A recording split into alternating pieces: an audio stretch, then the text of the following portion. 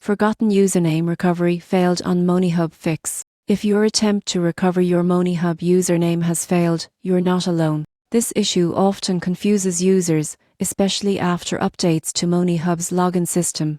But here's the surprising truth: most people aren't entering the wrong details, they're just using an outdated recovery process. Moneyhub, like many modern financial platforms, has moved away from traditional usernames. Instead, it now uses email-based logins for better security and simplicity.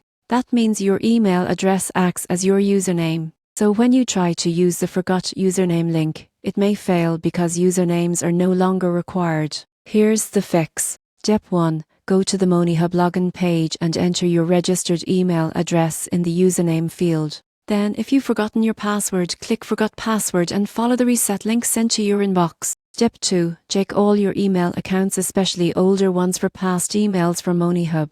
These confirm which address you used to register your account. That's the one you'll need to sign in. Step 3.